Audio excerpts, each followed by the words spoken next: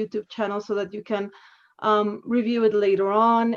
Anyway, so we're going to start with a little pair work in order to share points of view when we're starting about the topic.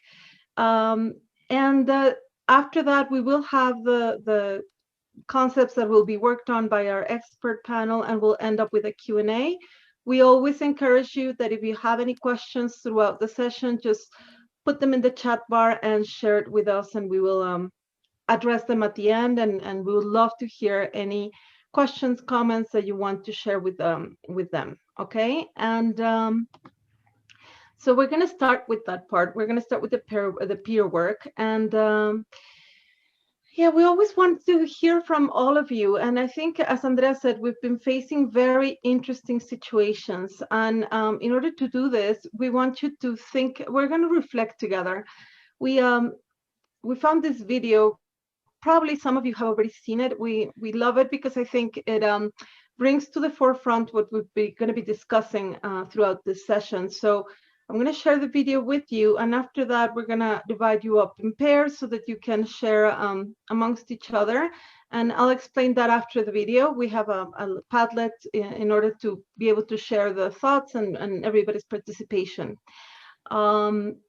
Please, if we ran an audio check a little while ago, and everything was fine, but if it's not working, please somebody let me know, okay? Also too, Gabby, like just before they watch the video, as when we give our students clear instructions of what to look out for. So when you're viewing this, think of a time when you were a lead actor in your learning, and when your teacher took it upon themselves to engage you and motivate you from your interests, and think about that question. What if all of our students were the main characters of their education and we focused on their strengths and interests? As then when we break out into our rooms, you'll be using that personal experience to connect with a video. So I think we're ready, right?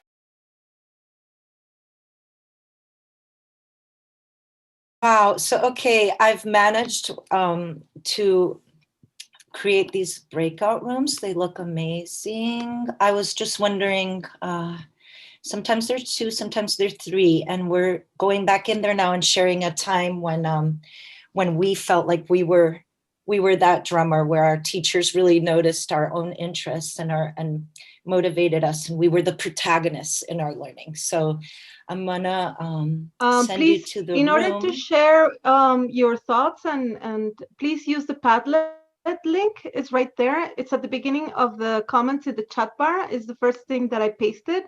So you can click on it and go into the Padlet, and then just type in your sharings, okay? As you go into the pair work, all right? Gabriela, how much time in the breakout rooms? Because I can make it for 10 minutes. Is that okay? Yeah, I think 10 minutes are enough.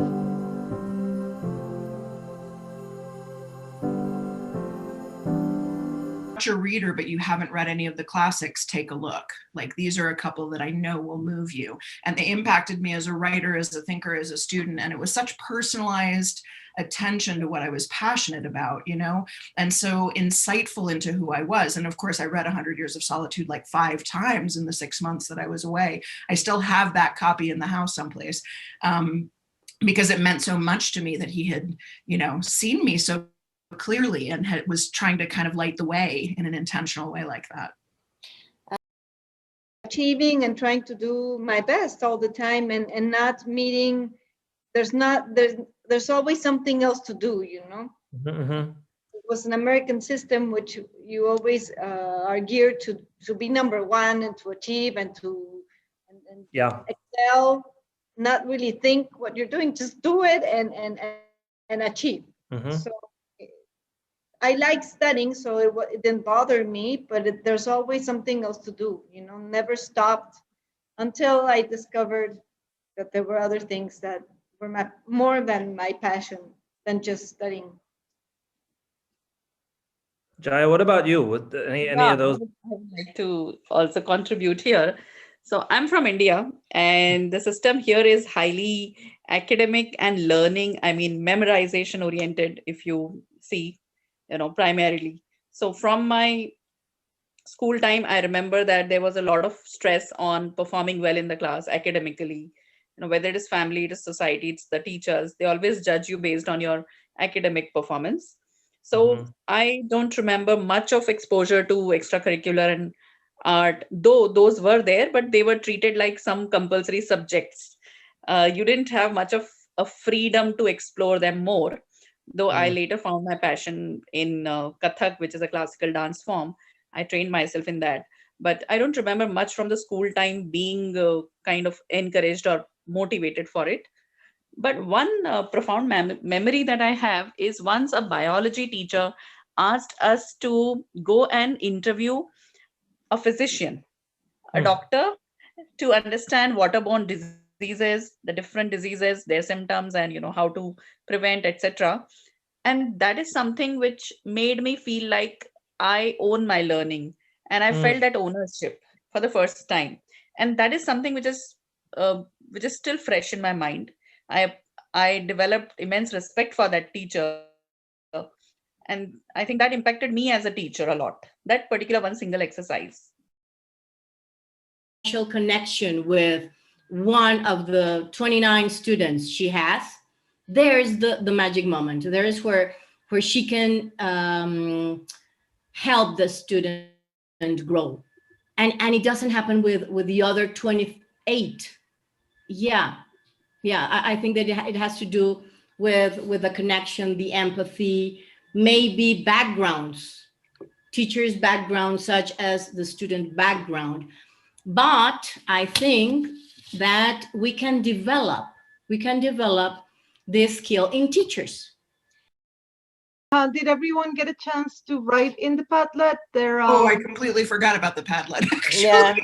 Could you please?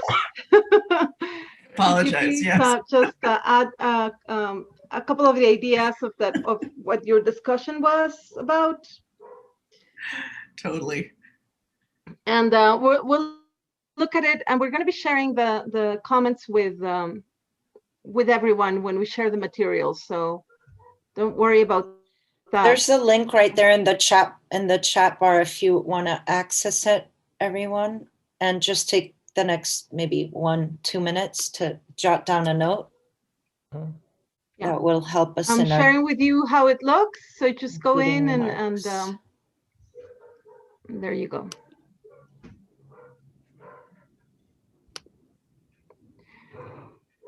And Diego and Claudia, if you feel I left something out and the things that I typed in for our group, please add them. Will do. Thank you. Going back to our session then, everyone, that was really great. We got a chance to share from my own experience. So we're trying to play the part where we're making you guys the protagonists here and sort of modeling how it might look with your students.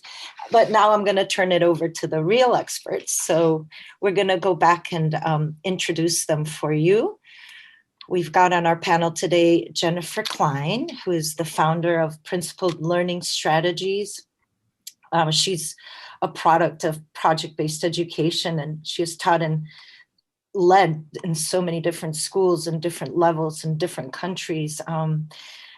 Her Principled Learning Strategies were educational consulting for a better world with her network of global leaders.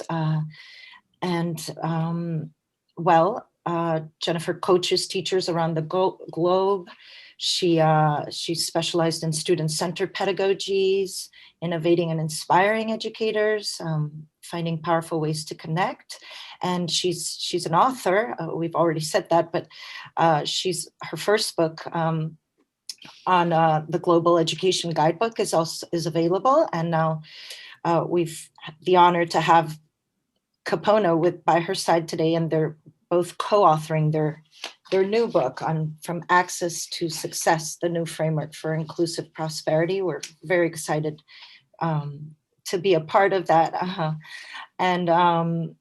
So recently, Jennifer enlightened our audiences in our Ed Talks, and she dedicated a session exclusively to analyzing the different dimensions of equity in education and the short and long impacts of the pandemic. And her work is based on this idea of a continuum where at the end of it, or the highest step or echelon is the idea of belonging. That's the highest prize value for Jennifer. So we're going to hear from her today, and also from Kapono.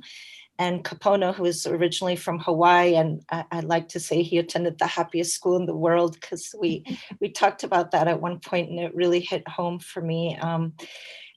Something about his name is that it has that meaning that it embeds the strength in him, which is righteousness. I hope I got that right, Kapono. He's an educational reformer that believes in education as an act of social justice. And I thought that just sounded amazing, and passionate and a true into progressive education and policy. So today he joins us from Egypt. He's the head of school at the American International School of Cairo. He's also an international trainer, a consultant as well for principal ed strategies, and with a PhD in international education. So with that, co-authoring this new book, we're in for exciting stuff today, as they offer us a glimpse, interwoven with all of their personal stories, that we can learn about creating these spaces where students will thrive. I hope I said it all well, and I hope I've honored these introductions for you too. We're so delighted to have you. And I'm going to turn it over now to Jennifer. Thank you so much, Andrea. That was a perfect introduction.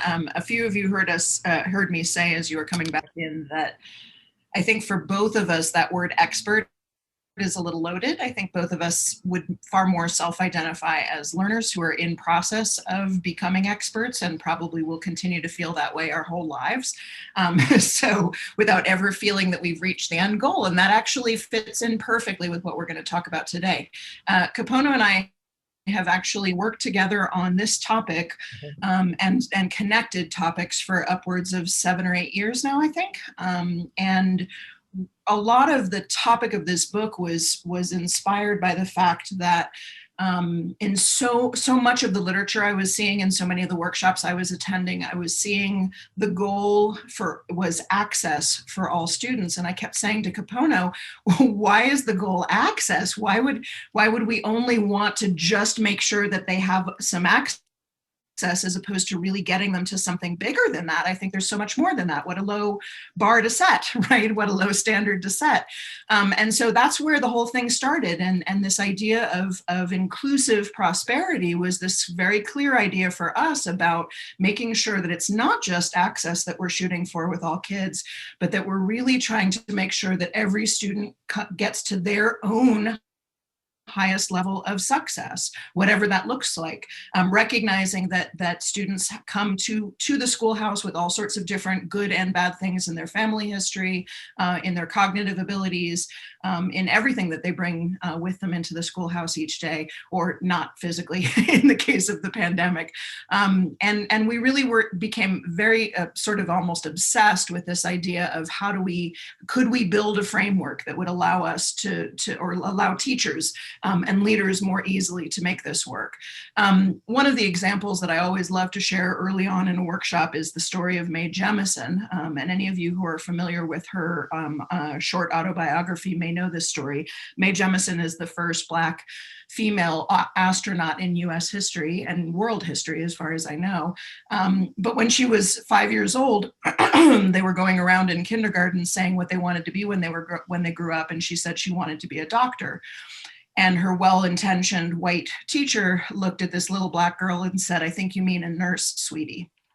And those are the moments that can limit to access, right? This was a brilliant woman who has gone on to have a major, major impact, not just as an astronaut, but also as a leader, a female leader in sciences and in girls in science. But that one moment could have broken that, right? That one moment of a teacher saying, "I think you mean a nurse, not a doctor, sweetie," those are key moments, right? So we're really interested in making sure that students have bigger opportunities than that, right? And that all students can thrive to the highest level possible. If we can go to the next slide, Gabriella. Thank you. I'm not going to spend too long explaining or setting up because we're going to work our way through today each of the different, right now we're calling them phases. And I should clarify that this book is very much a work in progress. It's not going to be in print until the summer of 22, but we are actively writing right now and are very, very interested in your responses to these ideas. This is the driving question for our session today. How might we create an education where all students thrive? And I do want to clarify too that I think both Kapono and I have worked in environments that are highly driven when it comes to rigorous, challenging academic learning. And I want to be very clear that this framework is not in counter to that, right? It does not go against that. It really is very much a framework that we believe can lead to the highest levels of appropriate challenge possible for every child as well. So I just want to be clear about that too, because I know that sometimes progressive educational movements are seen as mutually exclusive to more traditional rigor.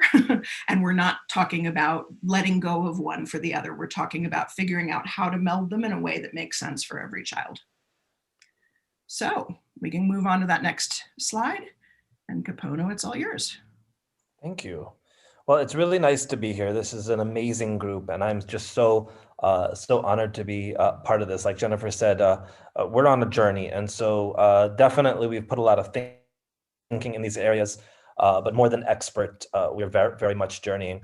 So, like Jennifer said, we're still looking for the right terminology for this, but really we want to start with phase one, and we'll call it phase one for now. Phase one in these three phases is about understanding context.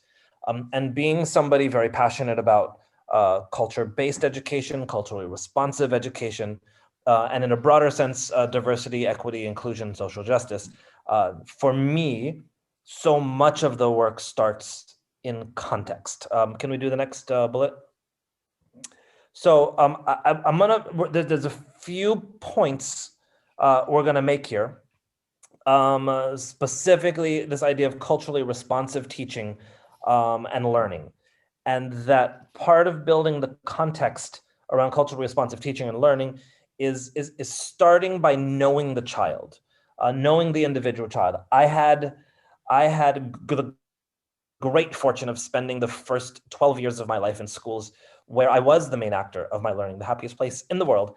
My brothers and I reminisce about this school later, later in our life. We're reminiscing about the school that, we didn't realize why kids in the movies were constantly trying to cut school, because we loved being at school. We wanted to be there. And the main reason was that it was a place of high ownership for us, high intellectual curiosity for us, a safe place, a happy place. So, in trying to analyze this, where did that start? That started from the school, the teachers, the program, understanding the context of its students, understanding each student and their personal context of family, community, and cultural values. I do want to, tell a really quick story here. I want to talk about a specific aspect of why this is important, why it's important to understand the context of a student, specifically their family, their community, and their cultural values. Now, this is obvious. Like if you're on this webinar, you know this. This is not rocket science, it's not new. But we want to frame it for you a little bit, and part of the framing it is through storytelling. One of my educational mentors, her name is Punani Burgess. In Hawaii, a term of respect, like in most of Latin America, we would call her auntie, right? My children call any adult they meet, whether they know them or not, auntie and uncle, as a term of respect in Hawaii. So Auntie Pua, she has many a degree, and she's a brilliant woman. She's a social worker, a teacher, a psychologist, a facilitator. But she's my kupuna. In Hawaiian, we say kupuna instead of elder. She's my elder, and she's my educational mentor. And that term is auntie. So Auntie Pua tells this story. It's her story. When she facilitates groups of students, she starts by asking them to tell three stories: a story about their name, a story about their community, and a story about one of their strengths or gifts. So in this particular story, she's sitting around in a special education classroom in a high school, 12 boys sitting around the table, and she goes around the table and she knows the first two stories are easy. She goes around once, story of their name. These kids have interesting names. They have stories about their names, or maybe not, maybe just a nickname, but she facilitates that very easily. The second round, a story of their community. They're all from Waianae, which is a social, economically depressed region in Hawaii, but it's a very dynamic community. It's a community that feels like community. Easy. They go around and tell stories of their community. The third round, she asks them to tell stories of their strengths.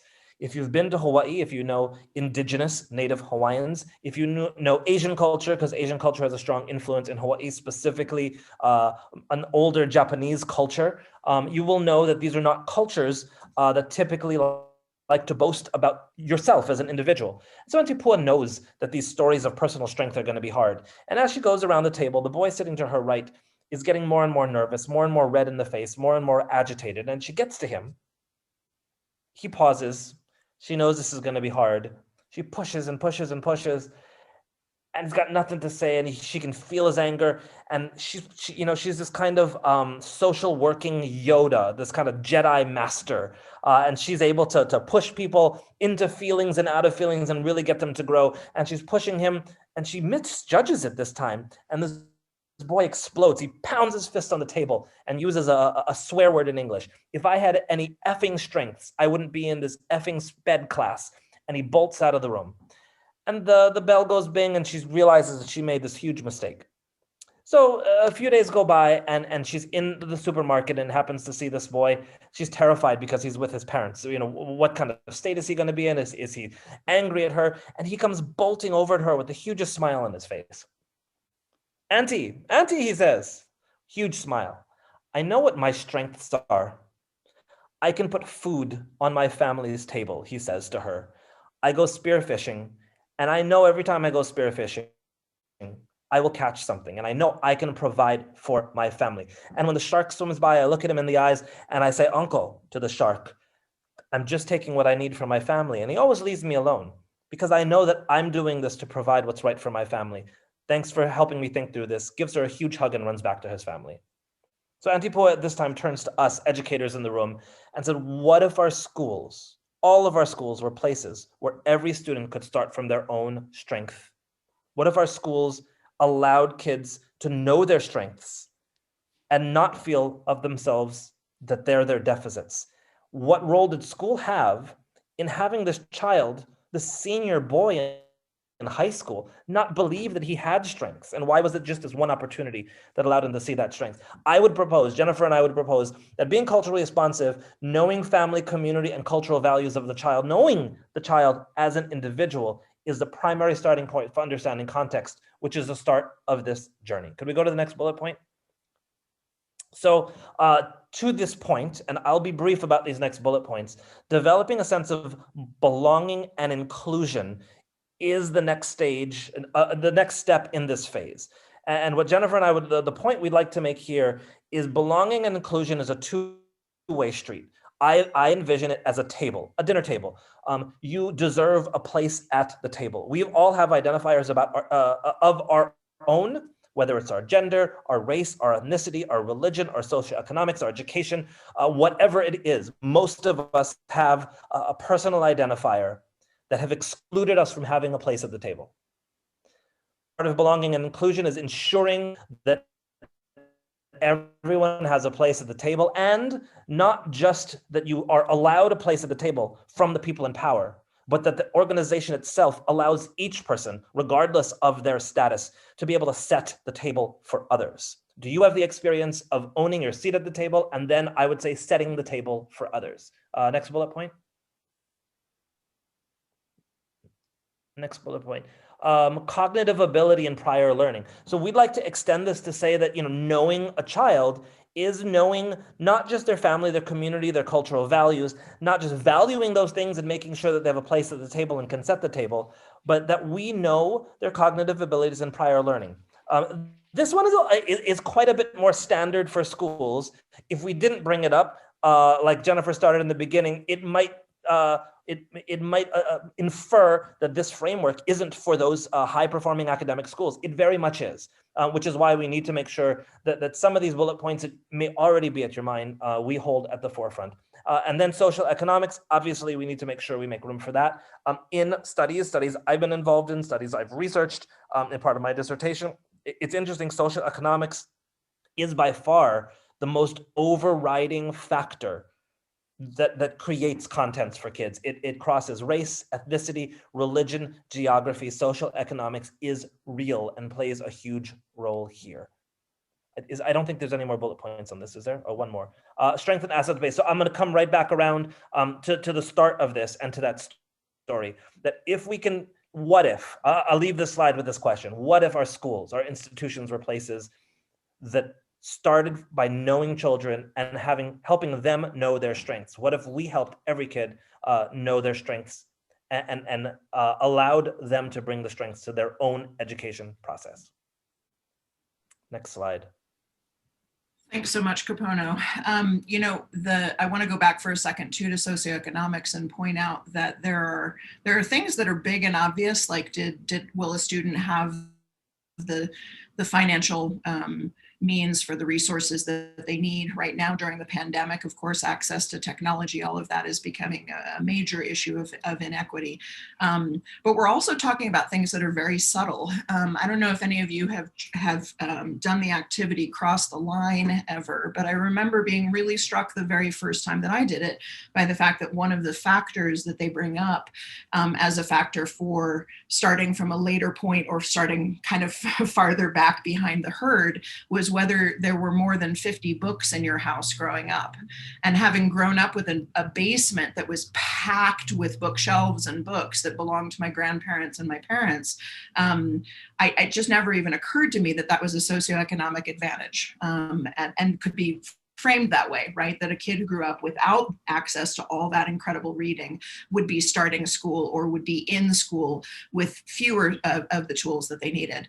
So phase 2 then is defining the horizon. And here we're bringing back around that image that we used earlier of the salt flats. This is in connection to the work of Sarah Lewis, who wrote a book called, I think it's The Rise, if I'm remembering correctly. I'm going to have to go look it up now. I didn't put it on the slide. And she basically what she wrote about was mastery and the value of experimentation and failure on the road to mastery. And what she talks about is this idea that the horizon is something that we never actually reach.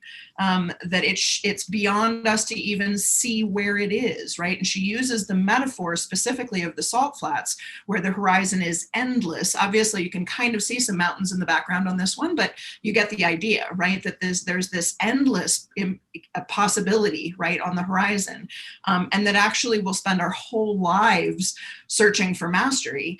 She uses also the example of the Vassar College archery team and of watching the women in the Vassar College archery team practice, and how she was really struck by how grueling the practice was, but also recognized quite clearly that, especially in talking to the young women, that mastery wasn't about hitting the bullseye once or twice. It was about hitting the bullseye regardless of all conditions, and that all of the archers knew that it was an absolutely impossible thing to achieve, period, right? So mastery was completely beyond them, and they would spend their whole lives working toward it, right? There's a little bit of a contradiction in there, but it's a really key contradiction. So that's a really important piece of this, is understanding the horizon. Phase 2 is all about deciding how far can we go with this individual child, right? This is about personalizing and figuring out what could it be that would be possible for this kid. I know that for me as a child with gifted in the languages in particular, it was incredibly important to me to have teachers who recognized that I was capable of doing something more than what the rest of the class was doing when it came to reading and writing.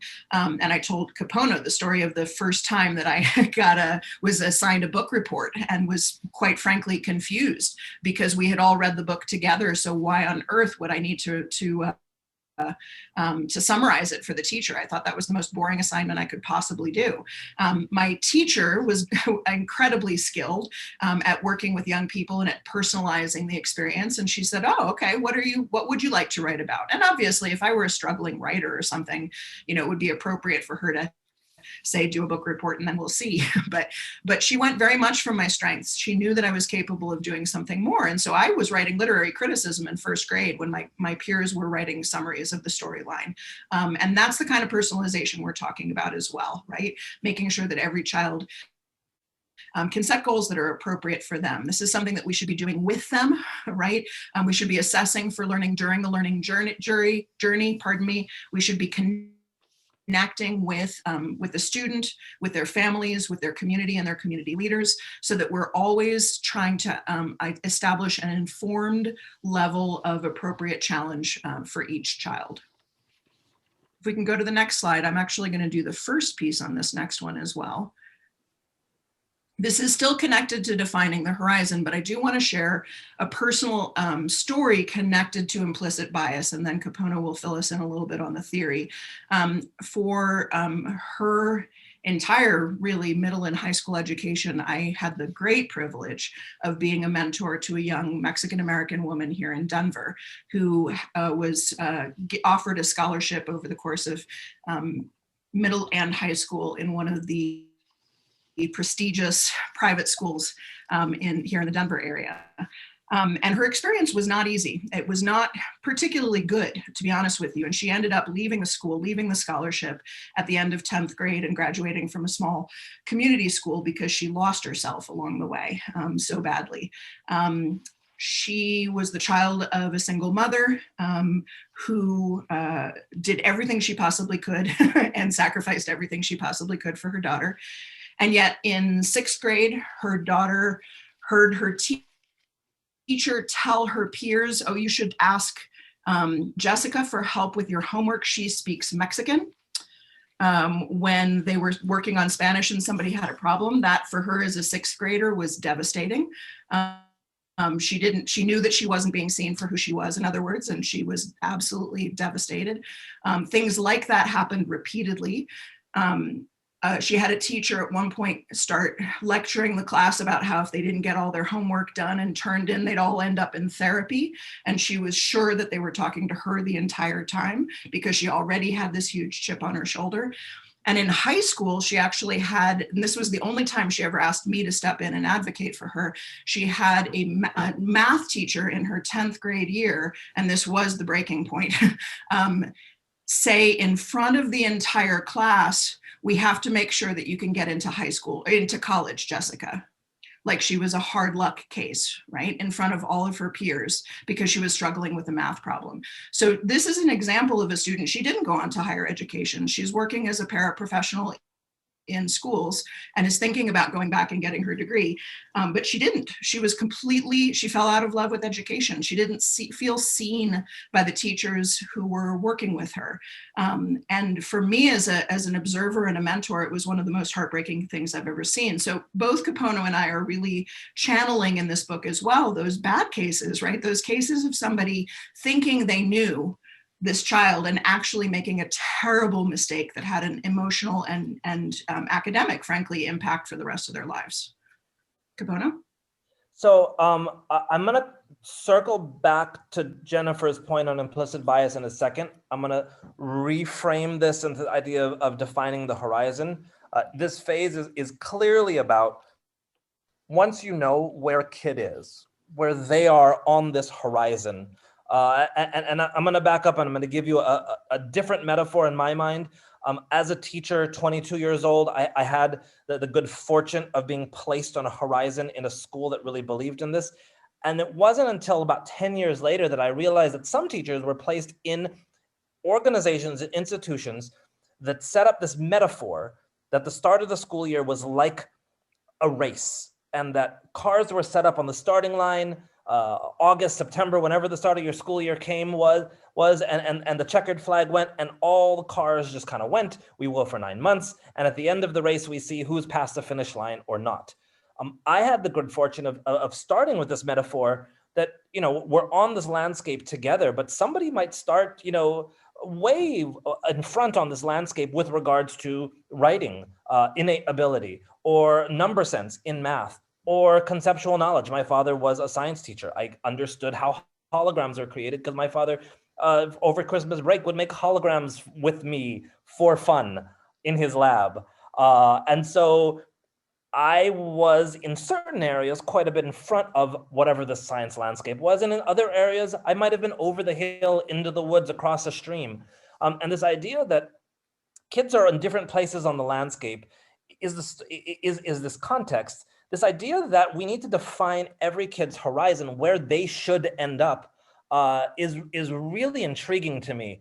And the person who's articulated that the best, and this visual here just helps me to understand it or explain it, is Yang Zhao. Yang Zhao has written several books. He sees himself as an educational troublemaker, and his whole goal is to stir the pot.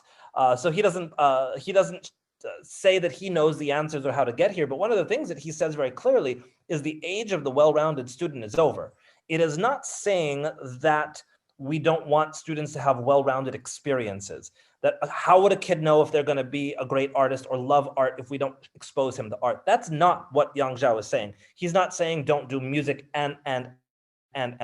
He is saying, however, that student that's going to go to Juilliard is different than the student who is going to go to MIT, is different than the student who's going to become the next president of a country, is different than the student who may win the Nobel Prize in chemistry, is different than the student who is going to go into theology and potentially be the next Mother Teresa or whoever it might be.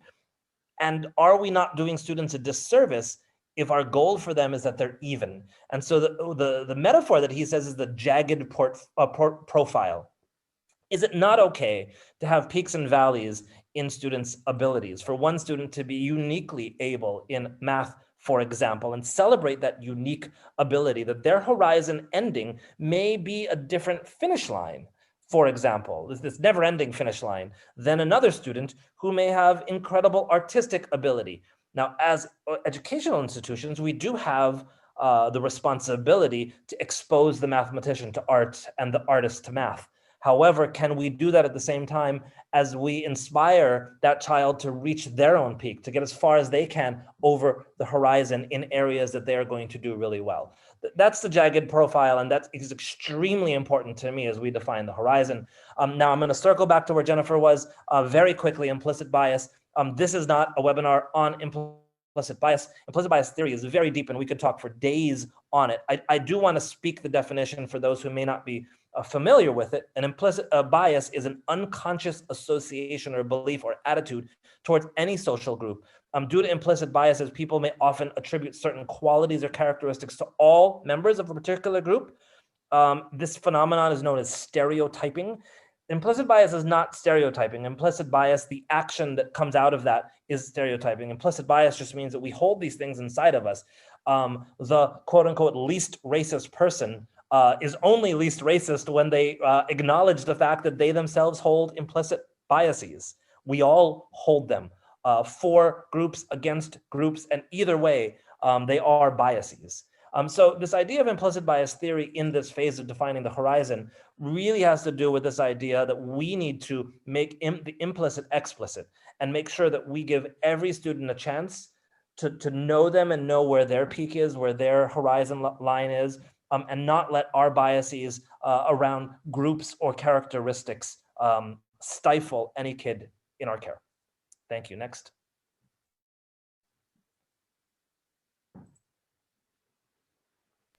Thank you, Capono, and thank you for bringing us back to the racetrack. I don't know how I skipped over that because we had that slide right at the beginning with the racetrack image on it, right? And the whole idea of this is that we're working with students who are anywhere on a vast landscape, and that our jobs are to really, help them move as far forward as we can.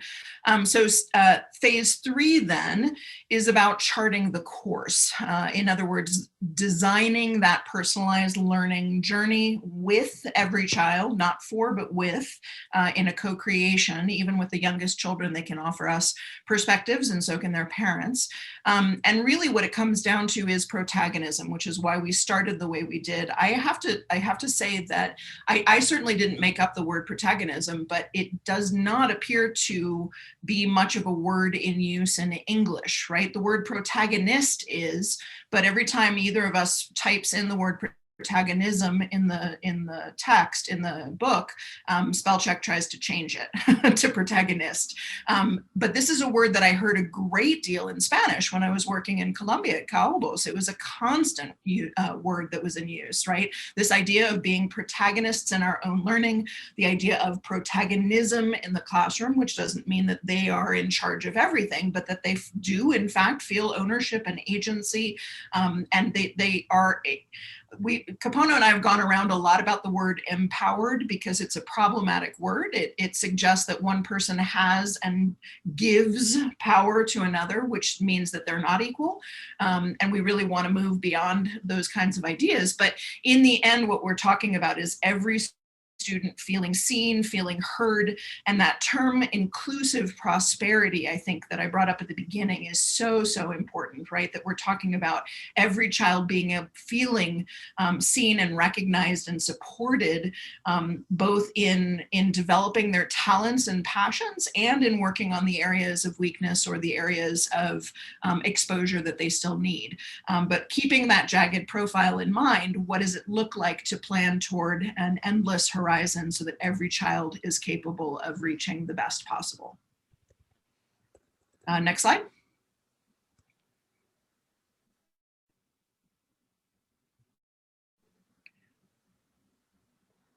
So high challenge, high support is a term that is near and dear to my heart. There was a great article that we can link later on talking about floor and ceiling, making sure the floor of learning is supportive of all learners in your care, and the ceiling is high enough to give all learners a goal to reach to. I like that metaphor a lot because oftentimes learning happens in a room. It doesn't have to. Best learning oftentimes doesn't. But being in rooms all the time, this floor and ceiling metaphor often calls to me.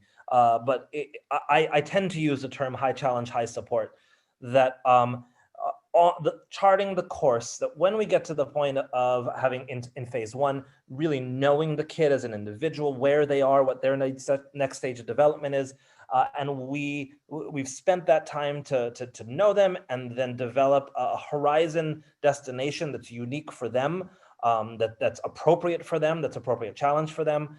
Then charting the course, helping them get there, means that we're guiding that journey over the hills and across the river, having them ford the metaphorical river where we know they can get across and where the metaphorical river won't take them away, having them, navigating them around the metaphorical mountain that may be too tall, but still pushing them over that hill. High challenge, high support, I have seen be really hard in schools. I have seen teachers say things like, my class is wonderful, half of my kids fail. Well, great challenge, but where is that support? If half of your kids are failing, my question might be, are you failing them? Now, that doesn't mean that we as educators have control over every kid passing in every occasion, but is it something to celebrate that half of our kids are failing? I would say no. Culture responsive research by Jennifer Godsill and all really push towards this. And I have a note from one of my favorite articles. The article is by Godsill, Trop, Goff, and Powell. It's a 2014 article on implicit bias.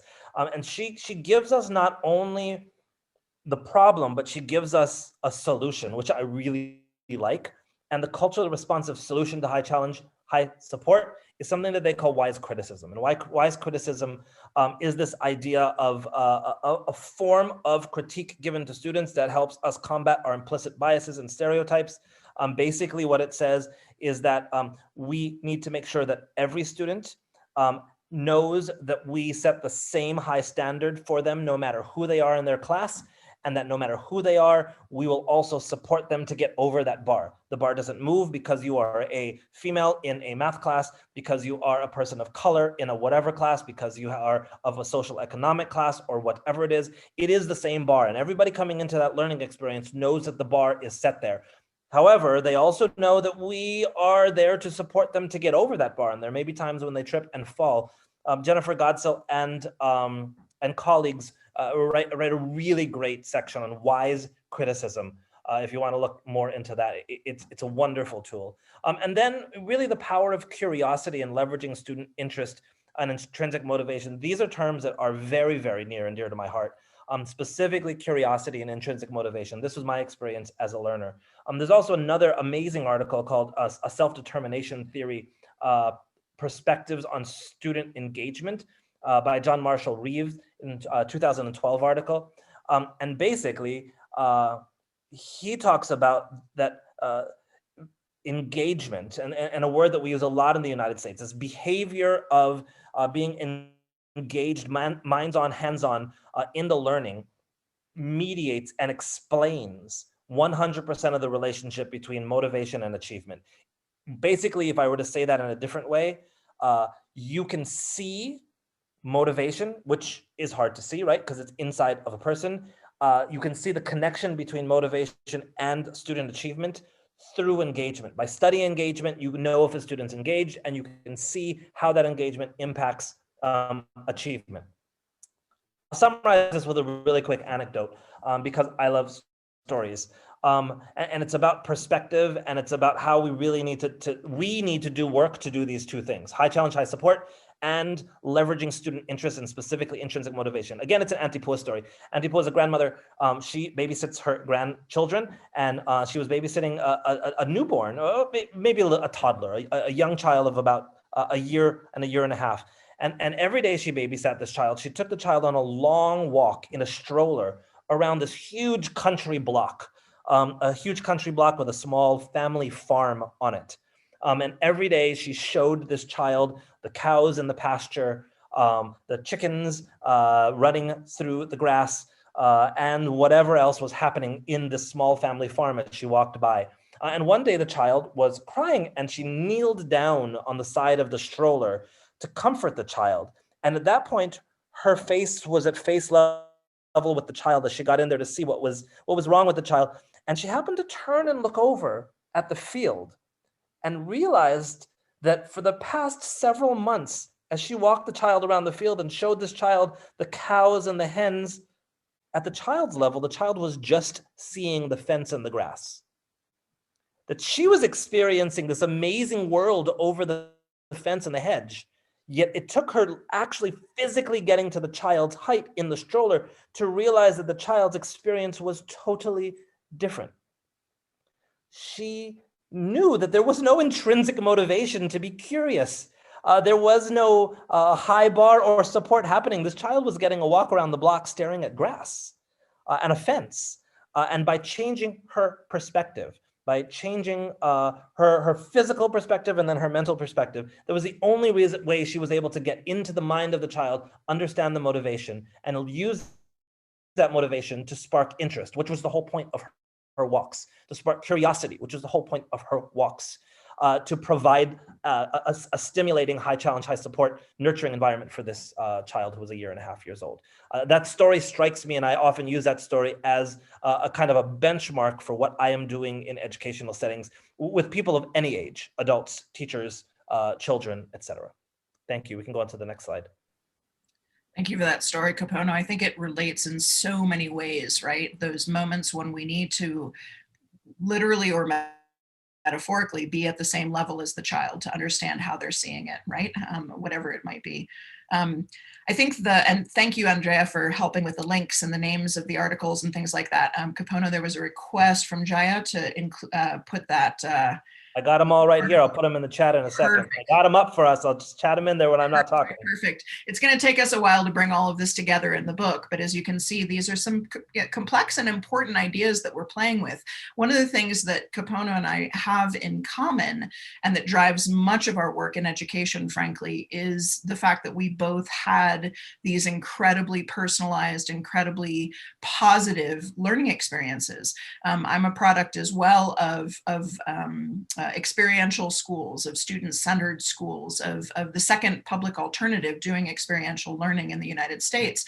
And I am constantly grateful to my parents, constantly aware of the choices that they made, and you know, in spite of their fear too of what that might or might not do to my future in higher education, you know, recognizing that they wanted to give me something different, and I'm so grateful for that. And I think Kapono and I both really channel those positive experiences too, because we know it's possible. I think it's worth saying as we close our talk that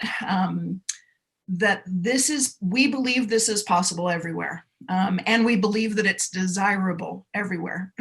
We are convinced that this is not a question of socioeconomics. We are convinced that this is not about having the fanciest building and the fanciest tech tools and the fanciest whatever it might be. We are convinced that this will work in rural settings in the developing world, as well as it will work in the fanciest private schools in the developed world. If teachers understand how to do it. And so while this talk has been very big and theoretical, part of what we also really will be bringing to the book are tools and toolkits. And as we continue writing and thinking, we're available, we're interested. We'd love to hear case studies from your schools as well. If you have a really great case of a teacher who is doing this already or parts of it really well, please reach out to us, because it's important to us to use the stories of the classroom in places where it's happening. And is happening well. And we really do believe in it. And I also wanted to clarify, because this was another thing I didn't say at the beginning, that we are relying on this image of the landscape. We're relying on this nature-based image, and therefore you saw nature on every slide, because we really do believe that, you know, education was born in the Industrial Revolution, right? It makes perfect sense that education looks like an assembly line or a factory line, right? But it shouldn't be that way, because really the growing child grows the way nature does, right? The way the plant does. And as I said to the teachers at Calabos a couple of years ago, really our job is to create the conditions for that growth.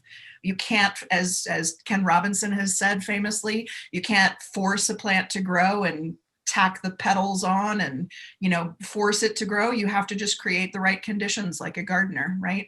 And we really do believe that all students are capable of extraordinary growth when we create these conditions and when we see them as part of a natural landscape and as placed wherever they might be, with the capacity to grow, you know, infinitely. We really believe that this can create an education that's more enjoyable for kids, that's much more intrinsically motivating, as Kapono was saying, that really wakes up as opposed to killing their curiosity, which unfortunately happens so often in the higher years in education. And so, yes, these are our ideas, and we're very excited to hear any questions that you have, and also your insights based on this idea of trying to create an education where all students thrive. Thank you all so much. Thank you. I was saying, woohoo! Thanks, That was Andrea. awesome. You guys delivered that so beautifully together in sync. It was like seamless, the transitions. And of course, I want to emphasize what Jennifer said about the landscape, and thanking Gabby, because she was the master of finding those tremendously appropriate and just aesthetically stimulating images that went along towards, she's a master of making a concept, an abstract concept, into something visual. And I myself, I'm a landscape artist, so you can imagine what I was thinking as I saw this, just beautifully done. And as Jennifer said, we want to turn it over a little bit to all of you participating with us today. And one way to do it is to look through your little Post-its over here. But maybe if when we go through one, if you want to unmute yourselves and say a bit more, or if you just want to jump in with any questions from what we've just been hearing, please go right ahead.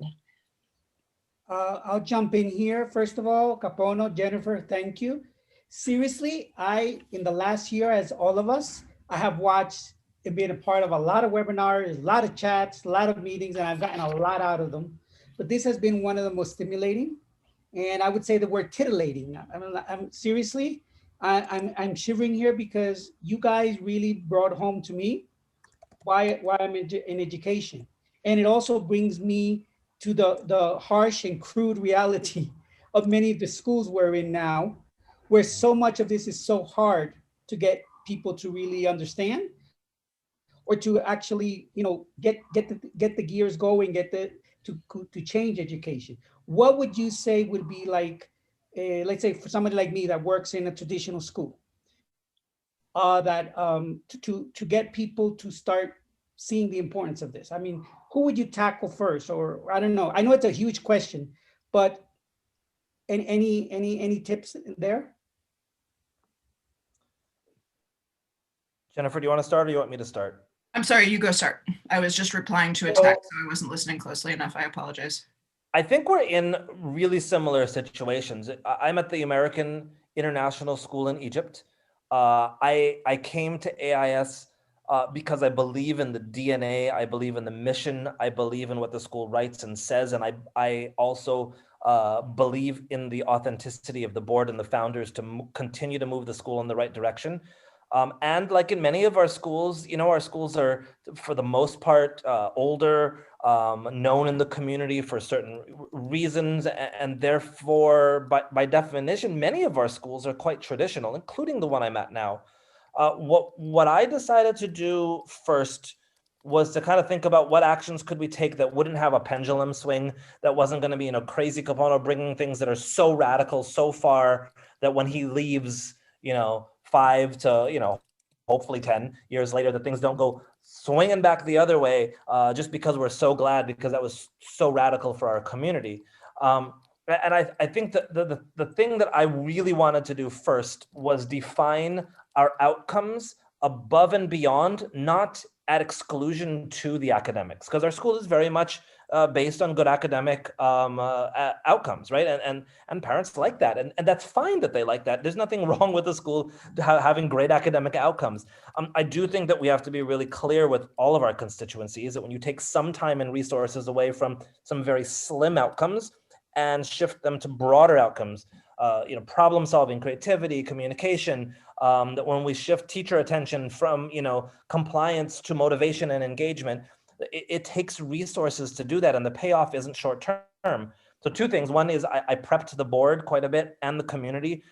Hey guys, by the way, these payoffs are going to be long term, right? Please don't expect SAT scores to go up next year. Please don't expect IB scores to go up next year. We're investing in things for the long term that are not the things that will, in the short term, raise these scores.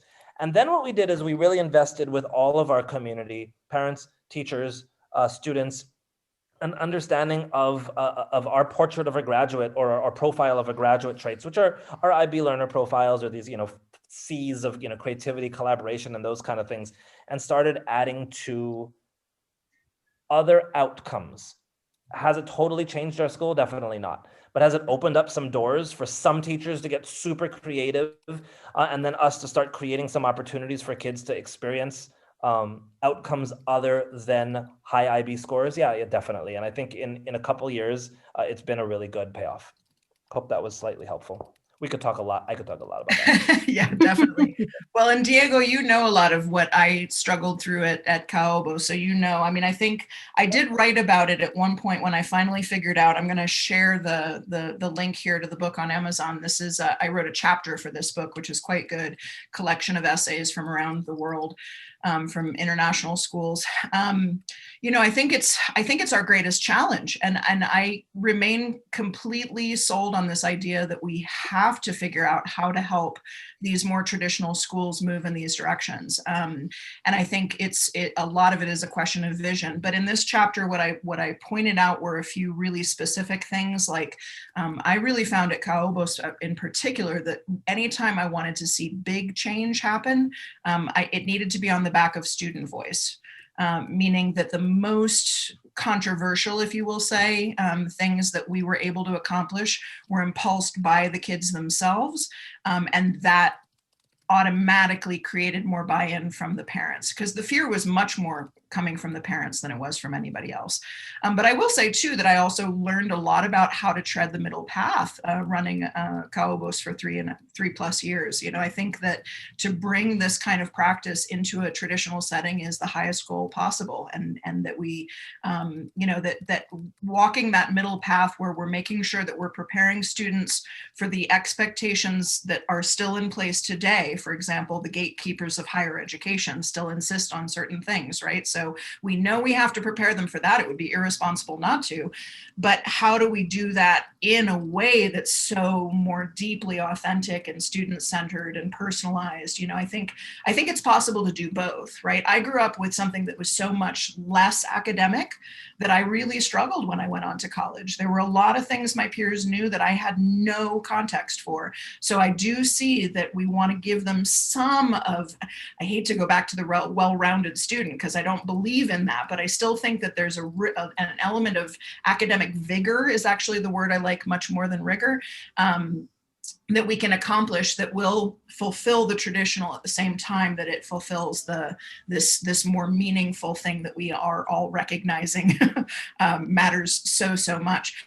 And I think too, you know, as you know, a huge part of the work at Kaobos was about working with parents and helping them understand it. And the situation, I would say, shifted significantly in the moment that I stopped talking to them and arguing with them about why this was the right way to do things, and started actually running my sessions with parents the same way I would run a project in a classroom.